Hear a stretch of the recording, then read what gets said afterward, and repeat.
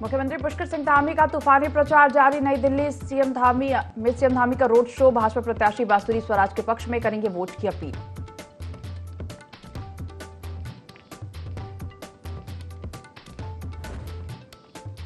आम आदमी पार्टी के सोशल मीडिया हैंडलर की थाने में शिकायत। दुष्प्रचार को लेकर बीजेपी ने की शिकायत। मुख्यमंत्री पुष्कर सिंह धामी की छवि धूमिल करने का आरोप।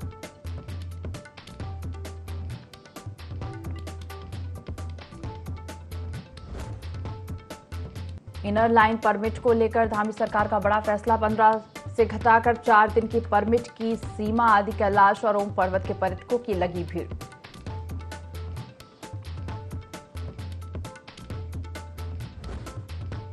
बुद्ध पूर्णिमा का पावन पर्व आज। गंगा स्नान के लिए हर की पैड़ी पर श्रद्धालुओं की भारी भीड़। पुलिस प्रशासन ने किए सुरक्षा के पुख्ता इंतजाम।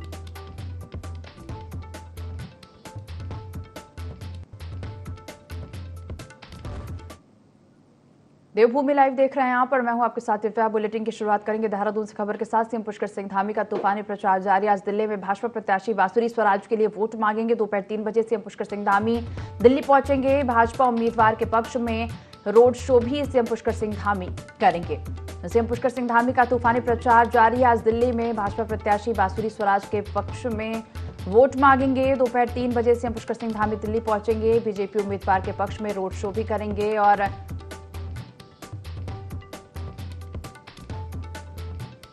बांसुरी स्वराज के लिए वोट मांगेंगे।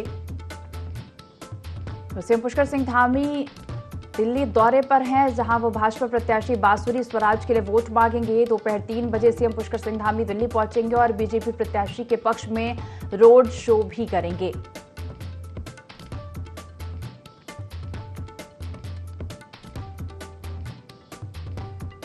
देहरादून से बड़ी खबर आपको बता रहे हैं। सीएम पुष्कर सिंह धामी का तूफानी प्रचार जारी। आज दिल्ली में बीजेपी प्रत्याशी बांसुरी स्वराज के लिए वोट मांगेंगे।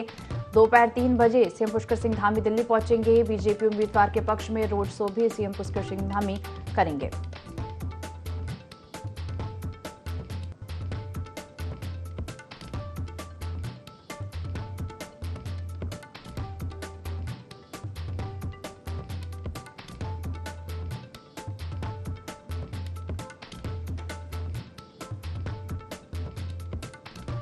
सीएम पुष्कर सिंह धामी का तूफानी प्रचार जारी है। दिल्ली में बीजेपी प्रत्याशी बांसुरी स्वराज के लिए सीएम पुष्कर सिंह धामी वोट मांगेंगे, रोड शो करेंगे। सीएम पुष्कर सिंह धामी, आपको बता दें, दोपहर 3 बजे सीएम पुष्कर सिंह धामी दिल्ली पहुंचेंगे और बीजेपी उम्मीदवार के पक्ष में रोड शो करेंगे। सीएम पुष्कर सिंह धामी दोपहर 3 बजे दिल्ली पहुंचेंगे और दिल्ली में भाजपा प्रत्याशी बांसुरी स्वराज के लिए वोट मांगेंगे। बीजेपी उम्मीदवार के पक्ष में रोड शो भी करेंगे। लोकसभा चुनाव को लेकर लगातार दिग्गजों के दौरे जारी हैं और इसी कड़ी में सीएम पुष्कर सिंह धामी भी दिल्ली में बीजेपी प्रत्याशी बांसुरी स्वराज के लिए वोट मांगेंगे।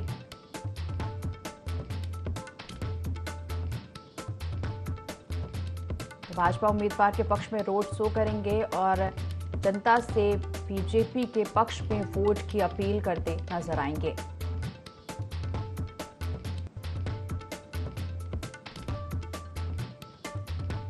सीएम पुष्कर सिंह धामी का तूफानी प्रचार जारी। आज दिल्ली में बीजेपी प्रत्याशी बांसुरी स्वराज के लिए वोट मांगेंगे। दोपहर 3 बजे सीएम पुष्कर सिंह धामी दिल्ली पहुंचेंगे।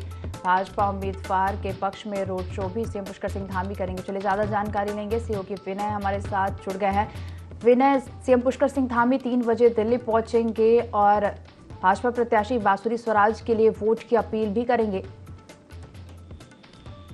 जी बिल्कुल दिव्या, देखिए आपको बता दें कि आज मुख्यमंत्री पुष्कर सिंह धामी जो है 3 बजे दिल्ली पहुंचेंगे, जहां पर प्रत्याशी बांसुरी स्वराज के लिए वोट भी जो है दौरान मांगेंगे। साथ ही साथ भाजपा उम्मीदवार के पक्ष में जो है आज रोड शो का भी कार्यक्रम जो है इस दौरान रखा गया है। तो देखा जा सकता है कि लगातार मुख्यमंत्री पुष्कर सिंह धामी जिस तरह से चुनावी दौरों में है और लगातार रोड शो वो भी करते हुए नजर आ रहे हैं। तो पूरी तरह से जो पार्टी की तैयारियां हैं वो लोकसभा चुनाव को लेकर के चल रही है। और ऐसे में यहाँ पर जो प्रत्याशी हैं, प्रत्याशियों के साथ में जिस तरह से सीएम धामी लगातार नामांकन के लिए जा रहे हैं, चुनाव सभाएं इस दौरान वो कर रहे हैं, तो काफी महत्वपूर्ण जो है इस दौरान यहाँ पर माना जा रहा है, क्योंकि युवा मुख्यमंत्री जिस तरह से अन्य राज्यों में जा रहे हैं, उनकी जो डिमांड है वो बढ़ रही है, लोग उनको सुनने के लिए लगातार पहुंच रहे हैं। तो इसका जो बड़ा फायदा है वो इस दौरान यहाँ पर बीजेपी को मिलने वाला है लोकसभा चुनाव के चलते। जी विनय, तो सीएम पुष्कर सिंह धामी का तूफानी प्रचार जारी है और 3 बजे दिल्ली पहुंचेंगे और बीजेपी प्रत्याशी बांसुरी स्वराज के लिए वोट की अपील भी करते नजर आएंगे। फिलहाल जुड़ने के लिए और तमाम जानकारी साझा करने के लिए आपका धन्यवाद।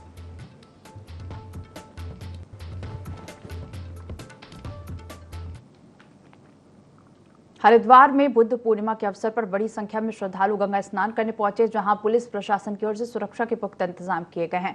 बुद्ध पूर्णिमा पर गंगा स्नान और मां गंगा की पूजा अर्चना करने से असीम पुण्य की प्राप्ति होती है। मान्यता है कि आज ही के दिन भगवान बुद्ध के रूप में भगवान विष्णु ने धरती पर अवतार लिया था। भगवान को ज्ञान प्राप्त हुआ और इस दिन भगवान कृष्ण ने सुदामा को विनायक उपवास रखने का महत्व बताया था। स्नान को लेकर पुलिस सुरक्षा के कड़े प्रबंध भी किए गए हैं।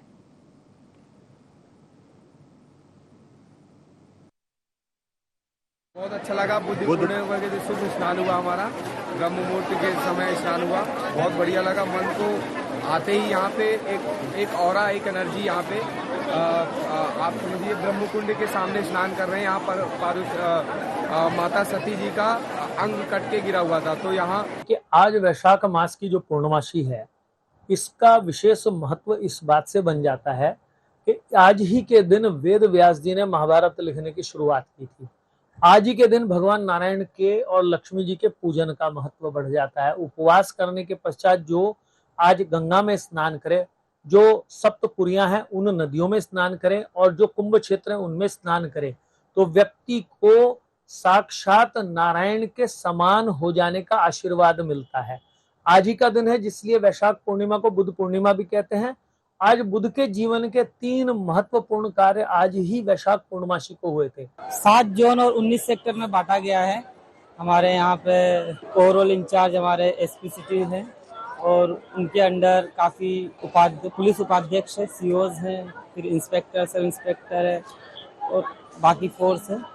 तो सभी को अलग अलग जगह ड्यूटी दी गई है। ट्रैफिक डाइवर्जन के लिए भी अलग प्लान बनाया गया है, पार्किंग व्यवस्था की गई है और ओवरऑल सादा वस्त्रों में भी हमारे लोग हैं, ताकि किसी भी तरह से यात्रियों को और श्रद्धालुओं को कोई परेशानी ना हो।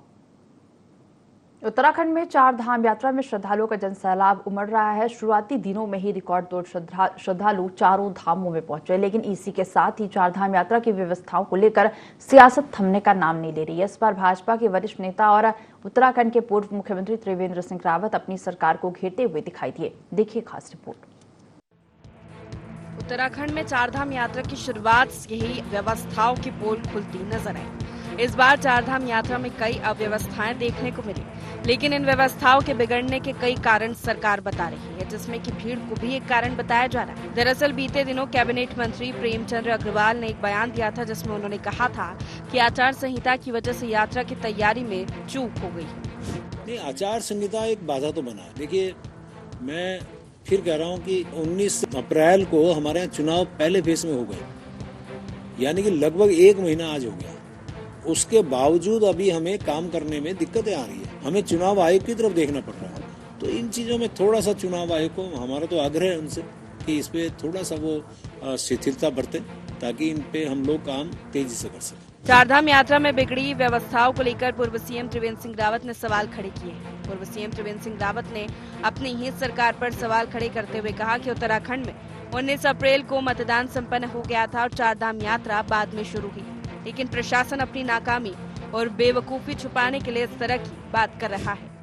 देखिए, चुनाव में भी एक थोड़ा बहुत फोर्स हमारे लगती है, लेकिन चुनाव तो यहाँ 19 अप्रैल को संपन्न हो गए, यात्रा कब प्रारंभ हुई? तो ये प्रशासन अपनी नाकामयाबी, अपनी बेवकूफ़ी छुपाने के लिए इस तरह की बात करते हैं। प्रशासन के लोगों के मुंह से इस तरह की बातें शोभा नहीं देती। चारधाम यात्रा में जहां एक तरफ लाखों की संख्या में श्रद्धालु दर्शन कर रहे हैं, तो वहीं भारी भीड़ ने शासन प्रशासन के पूरे सिस्टम को हिला दिया है। आलम यह है कि श्रद्धालु बिना दर्शन किए वापस घर लौट रहे हैं, तो ऑफलाइन पंजीकरण बंद होने से कई तीर्थयात्री ऋषिकेश रुके हैं। ऐसे में कांग्रेस पार्टी भी सरकार पर यात्रा की अव्यवस्थाओं को लेकर जमकर हमलावर है। कांग्रेस प्रदेश प्रवक्ता शीशपाल बिष्ट का कहना है कि चारधाम यात्रा में लगातार अव्यवस्थाएं सामने आ रही है, लेकिन मंत्री अपनी नाकामी छुपाने के लिए बहानेबाजी कर रहे हैं। पूर्व सीएम त्रिवेंद्र ने भी चारधाम यात्रा को लेकर वाजिब सवाल खड़े किए हैं। आखिर प्रशासन कहां सोया हुआ था, समय पर तैयारी क्यों नहीं की गई? चारधाम यात्रा में जितनी भी अव्यवस्थाएं आपको दिखाई दे रही हैं या निकायों में के चुनाव में जो भी देरी हो रही है, मंत्री जो है अपनी नाकामी छुपाने के लिए जो है बहानेबाजी कर रहे हैं। और पूर्व मुख्यमंत्री त्रिवेंद्र सिंह रावत जी ने भी जो है वाजिब सवाल खड़े किए हैं कि आखिर जो है प्रशासन कहाँ सोया हुआ था, समय पर जो है वो तैयारी क्यों नहीं कर रहा था। जब इनको तैयारी करनी होती है तब तो जो है अधिकारी एसी कमरों में सोए हुए हैं। अगर पूर्व मुख्यमंत्री इतना बड़ा बयान दे रहे हैं तो निश्चित तौर पर ये सरकार के लिए शर्मनाक है और सरकार की कार्यप्रणाली पर बहुत बड़ा प्रश्न चिन्ह है। चारधाम यात्रा शुरू होने के बाद से अब तक व्यवस्थाओं के मोर्चे पर सरकार लगातार सवालों के घेरे में है। यात्रा मार्गों पर अव्यवस्थाओं को लेकर जहां एक तरफ आम श्रद्धालुओं में नाराजगी देखी जा रही है, तो वहीं कांग्रेस भी धामी सरकार पर तमाम आरोप लगा रही है। लेकिन अब खुद धामी सरकार में कैबिनेट मंत्री प्रेमचंद अग्रवाल ने ऐसा बयान दे दिया है जिससे सरकार की किरकिरी तो हो ही रही है, साथ ही विपक्ष के हाथ भी बड़ा मुद्दा लग गया है। देहरादून से IND24 के लिए विनय सूद की रिपोर्ट।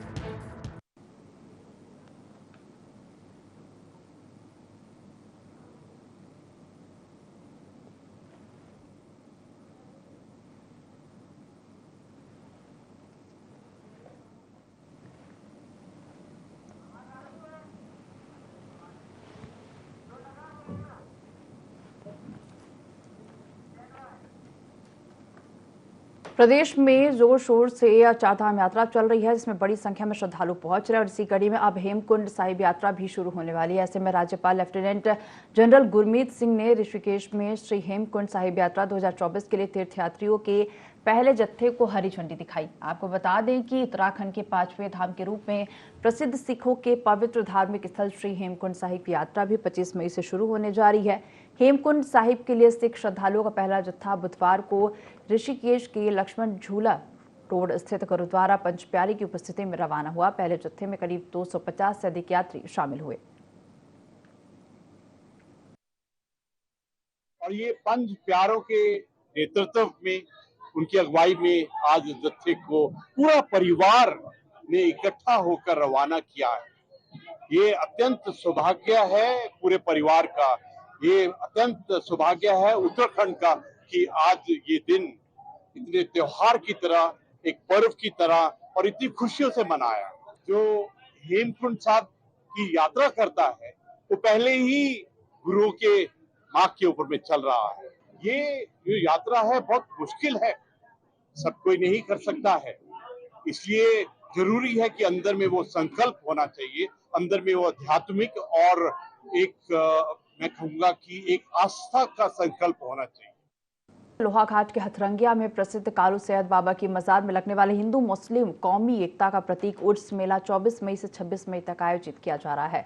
मजार के हसमत बाबा ने लोहाघाट SDM रिंकू बिष्ट को उर्स मेले में शांति और सुरक्षा व्यवस्था उपलब्ध करवाने की मांग की है और प्रार्थना पत्र सौंपा। हसमत बाबा ने बताया कि इस वर्ष उर्स मेले को काफी धूमधाम और शांतिपूर्ण तरीके से संपन्न करवाया जाएगा। उन्होंने बताया कि 24 मई को उर्स मेले का कुरान खानी के साथ शुभारंभ किया जाएगा। 25 मई को चादर पोशी की रस्म अदा की जाएगी और पूरे नगर में चादर पोशी का जुलूस निकाला जाएगा। इसके अलावा रात में कव्वाली का आयोजन भी किया जाएगा। हजरत कालू सैयद बाबा का उर्स मेला बड़ी धूमधाम से बनाया जाता है। हर साल की भांति इस साल भी बड़ी धूमधाम से बनाया जाएगा और हिंदू मुस्लिम एकता की ये मिसाल है। इस बार जो है 24, 25, 26 को यानी कि गीता पुराण जो भी कुरान शरीफ की आयतें पढ़ी जाएंगी और उसके बाद थोड़ा मिलादुन नबी का प्रोग्राम होगा। उसके बाद दूसरे दिन जो है सुबह शाम के 5 बजे लोहा घाट मीना बाजार होते हुए चादर आएगी, चौक बाजार होते हुए चादर बाबा की शान में चढ़ाई जाएगी। और बाबा जो है सबके हैं, बाबा जिसके ऊपर भी कृपा करते हैं, बहुत भारी कृपा इनकी है सरजमीनी लोहा घाट में। हिंदू मुस्लिम एक तो लोहा घाट में हथरंगिया में प्रसिद्ध कालू सैद बाबा की मजार में लगने वाले हिंदू मुस्लिम कौमी एकता का प्रतीक उर्स मेला 24 मई से 26 मई तक आयोजित किया जा रहा है। और मजार के हसमत बाबा ने लोहा घाट एसडीएम से उर्स मेले में शांति और सुरक्षा व्यवस्था उपलब्ध करवाने की मांग की है।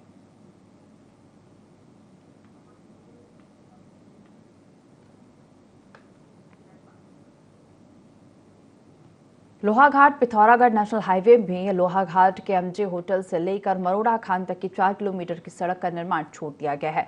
नेशनल हाईवे विभाग की इस कार्यप्रणाली पर लोगों में काफी आक्रोश है। वहीं कांग्रेस प्रदेश कार्यकारिणी सदस्य शंकर बोहरा और अन्य लोगों ने कहा कि बाईपास निर्माण के चलते इस सड़क को ऑल वेदर रोड में नहीं रखा गया है, जिस कारण विभाग के द्वारा लंबे समय से ना तो डामरीकरण किया गया है, ना ही पानी की निकासी के लिए नाली निर्माण किया गया है।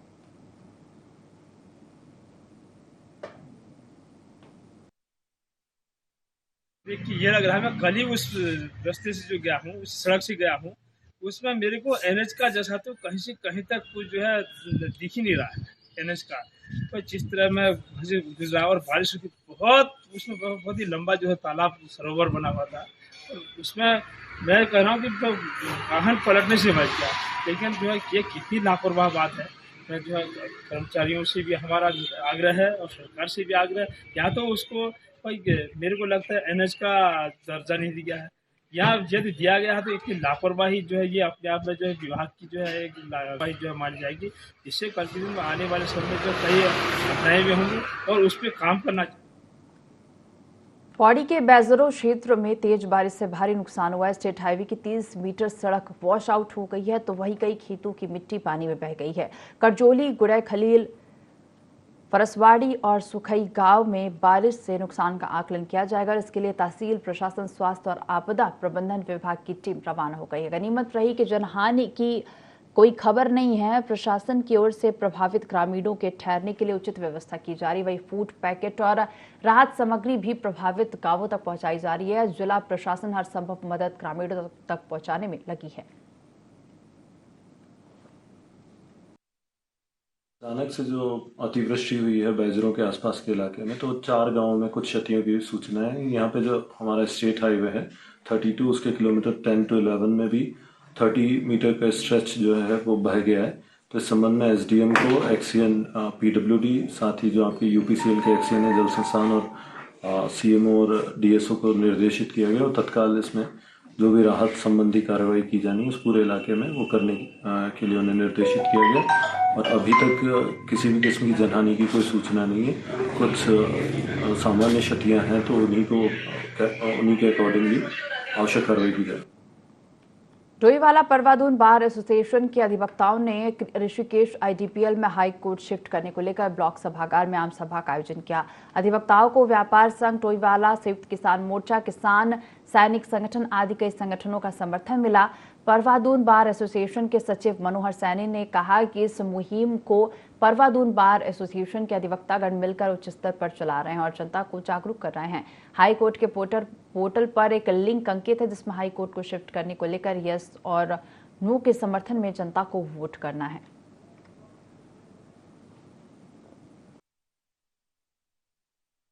हाई कोर्ट आईडीपीएल ऋषिकेश में स्थानांतरित हो जाती है तो सबसे ज़्यादा फायदा तो वादकारियों को होगा, क्योंकि हाईकोर्ट उत्तराखंड में जो केस हैं वो 75% से अधिक केस गढ़वाल मंडल के हैं। आईडीपीएल में अगर जो हाईकोर्ट शिफ्ट हो जाती है तो हाईकोर्ट में जो भी केसेस होते हैं उसमें 90% केसेस में सरकार पार्टी होती है और सरकार को वहाँ जवाब देने के लिए अपने अधिकारियों को भेजना पड़ता है और जो जवाब देने के लिए उन्हें एक दिन जाने में, एक दिन वहाँ काम करने में, एक दिन वापस आने में लगता है।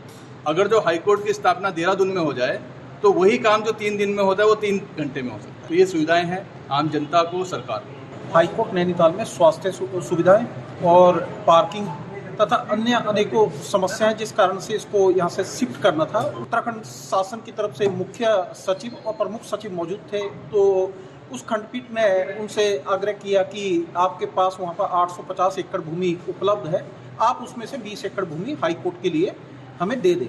इसको लेके वहाँ के कुछ अधिवक्ताओं ने अपनी आपत्ति जताई, तो हाई कोर्ट की खंडपीठ ने एक पोर्टल का गठन किया है जिसमें पूरे प्रदेश के अधिवक्ताओं और आम जनमानस से आग्रह किया है कि आप हाई कोर्ट को नैनीताल से स्थानांतरित करने में आपकी क्या राय है, वो राय उस पोर्टल पे दें। इसको लेके पूरे गढ़वाल मंडल, पूरे उत्तराखंड में एक मुहिम चल रही है। देहरादून बार एसोसिएशन ने एक बैठक उसके संबंध में पूरे गढ़वाल मंडल की बार की बुलाई थी, जिसमें सबने एक मत से ये प्रस्ताव पारित किया कि हाई कोर्ट नैनीताल से स्थानांतरित।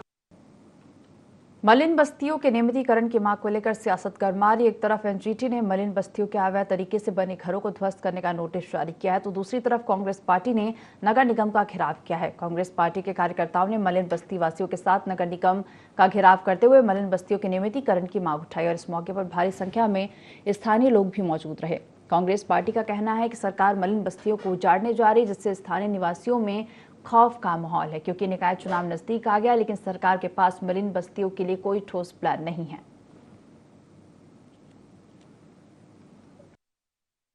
हम सब गरीब लोग हैं, कुछ लोग और हमारे जैसे लोग, पता नहीं कितनी बस्ती है जिसमें रहते हैं गरीब लोग। हमसे तो किराया भी नहीं दिया जाएगा। आज हमारे घर टूट जाएंगे, हम बेघर हो जाएंगे। कितने हमारे मजदूर भाई ऐसे हैं जिनकी छोटी छोटी बेटी हैं, बच्चे हैं छोटे छोटे, वो पढ़ा भी नहीं पा रहे। सरकार से ये उम्मीद नहीं थी हमें कि हमें बेघर करा जाएगा, सड़कों पे लाया जाएगा। आज हम मजबूर होने के कारण जो है आज सड़कों पे हैं। महिलाएं घरों में रो रही हैं बैठी हुई कि आज जो है हमारी कैसे करके हम तो किराया भी नहीं दे सकते। हम कहाँ जाएंगे ये बताइए। हम तो सरकार से सिर्फ इतना पूछना चाहते हैं कि हम कहाँ जाएंगे, कहाँ भेजोगे। गरीब आवाम जिन्होंने घर को जोड़ने के लिए एक पैसा मजदूरी करके घर बनाया, आज उन्हें नोटिस दिए जा रहे हैं खाली कराने के लिए, तोड़ने के लिए। ये लोग कहाँ जाएंगे? हम लोग कहाँ जाएंगे? गरीब लोगों की आवाज के साथ हमारी आवाज है और हम भी उसी बस्ती के एक पले बड़े हुए हैं, उस बस्ती में लेकर के आज तोड़ने के लिए जैसा ये निजाम बनाया जा रहा है, ये सरासर गलत है। इस तोड़ने से पहले उस गरीब व्यक्ति की व्यवस्था सरकार को करनी चाहिए। जो भी सरकारें आती है वो मालिकाना हक देने की बात करती है, लेकिन अभी तक कोई ऐसी व्यवस्था नहीं हो पाई। तो मेरी सरकार से मेरा निवेदन है कि वो पहले घर उजाड़ने से पहले बसाने का कार्य करे और बाद में उजाड़े। कांग्रेस की सरकार ने 2016 में मलिन बस्तियों के लिए बाकायदा एक कानून बनाया और कानून बना करके पट्टे देने शुरू किए, मालिकाना हक देना शुरू किया। 2017 में भारतीय जनता पार्टी आ गई। भारतीय जनता पार्टी की सरकार ने उस प्रक्रिया को रोक दिया और 18 में कोर्ट के एक आदेश की आड़ में मलिन बस्ती के लोगों को डराना शुरू कर दिया, मलिन बस्तियों को तोड़ने की धमकी देनी शुरू कर दी, उनमें निशान लगाने शुरू कर दिए। उत्तराखंड मलिन बस्ती विकास परिषद ने उस समय भी आवाज उठाई और कांग्रेस ने सड़कों पर उतर करके मुख्यमंत्री आवास कूच किया, जिसके बाद मुख्यमंत्री जी ने उत्तराखंड में एक अध्यादेश लागू करके मलिन बस्तियों का जो तोड़ फोड़ की प्रक्रिया थी उसको फिलहाल टाल दिया। उसके बाद अब वो लगातार डर दिखाते रहते हैं। सरकार स्पष्ट होकर के सामने आए। सरकार ये लुका छुपी का काम क्यों करती है? डरा करके इलेक्शन जैसे ही आता है नगर निगम का चिन्हीकरण शुरू करेंगे, फिर कहेंगे कोई बस्ती नहीं टूटेगी। पहले विधायक का बयान आएगा, फिर मिनिस्टर का बयान आएगा, फिर सरकार कहेगी अध्यादेश हमने बढ़ा दिया। ऐसे तलवार लटका करके काम नहीं चलेगा। लोगों को आपको परमानेंट सोल्यूशन देना पड़ेगा और मालिकाना हक का जो कानून कांग्रेस ने बनाया था उसको लागू करके मालिकाना हक देना पड़ेगा। बीते दिन उत्तरकाशी जिले के मोरी नेटवाड़ में निजी स्कूल की वैन में आग लगी। आग के बाद दून परिवहन विभाग अलर्ट हो गया है। परिवहन विभाग स्कूल बस और वैन का फायर सुरक्षा ऑडिट करने की तैयारी में जुट गया है और ऐसे में अब परिवहन विभाग द्वारा स्कूली वाहनों के ड्राइवर को फायर उपकरणों के उपयोग की ट्रेनिंग दी जाएगी और यह ट्रेनिंग 100 के बैच में दी जाएगी। आरटीओ देहरादून सुनील शर्मा ने बताया कि स्कूल बस और वैन में सुरक्षा के सभी उपकरण होने चाहिए। हालांकि परिवहन विभाग द्वारा उपकरणों की जांच के लिए समय समय पर चेकिंग अभियान भी चलाया जाता है।